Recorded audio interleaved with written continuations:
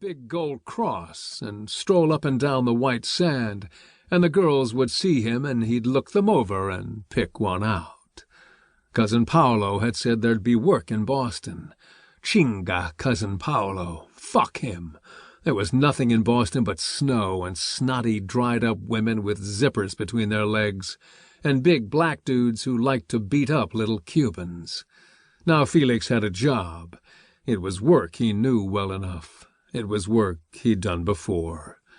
Just like the Americans, thought Felix, to make speeches on a day of national disgrace. Pearl Harbor Day, the day the Japs kicked the mierda out of the American Navy, and they celebrated with speeches by important men like the one with the pig face. Cuba had a day like that, the day of Babia de Cochinos, the Bay of Pigs. Felix wondered why the Americans didn't celebrate that one, too. The man with the pig face, they had told Felix, was an important man, mucho hombre, a man of the government, and Felix would be a big hero when he killed him. They had tried to explain it to Felix, that the man was going to tell why the Americans were giving weapons to the government of Haiti to kill the guerrillas. These guerrillas were young men just like Felix, they had explained, so this man was an enemy of Felix, and an enemy of Cuba, and an enemy of the great communist revolution in Haiti.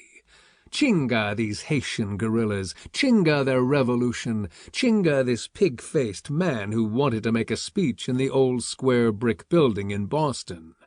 All Felix wanted to do was get away from this frozen hellhole of a city where everybody wanted to kick his ass, and Cousin Paolo was in jail and therefore unable to introduce Felix to the men who would pay him to carry drugs.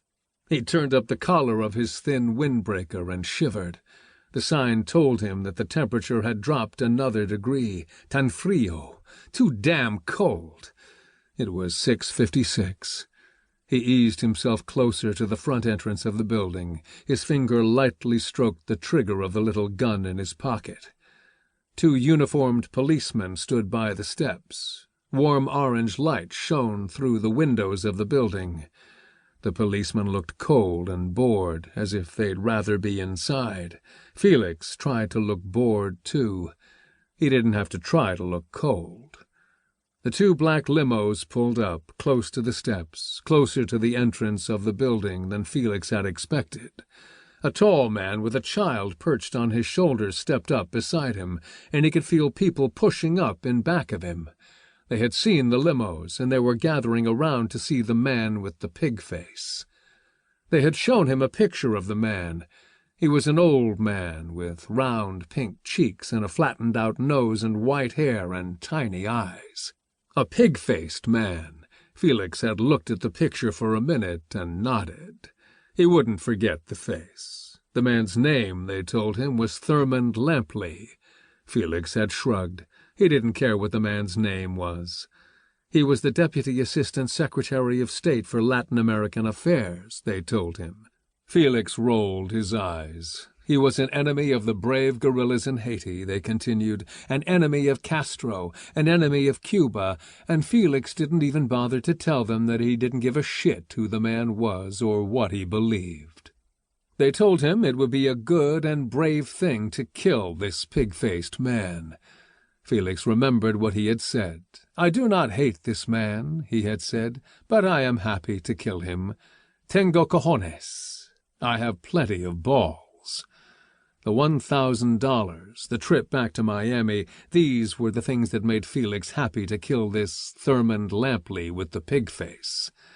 The first one out of the limo was a big blond man without a topcoat or a hat. He stood there for a moment, not smiling, looking all around. Felix saw him nod to the policeman and then bend back to the open door of the limo. Then the man with the pig face climbed out. The blond man stood straight and looked around some more. He stared right at Felix. It seemed that he was staring right into Felix's soul, and Felix eased himself back behind the tall man with the child on his shoulders. When Felix looked again, the blond man was no longer staring at him. The man with the pig face was smiling at the crowd, and at the same time speaking to another man who was standing beside him. "Chinga tu madre," cursed Felix under his breath, trying to hate.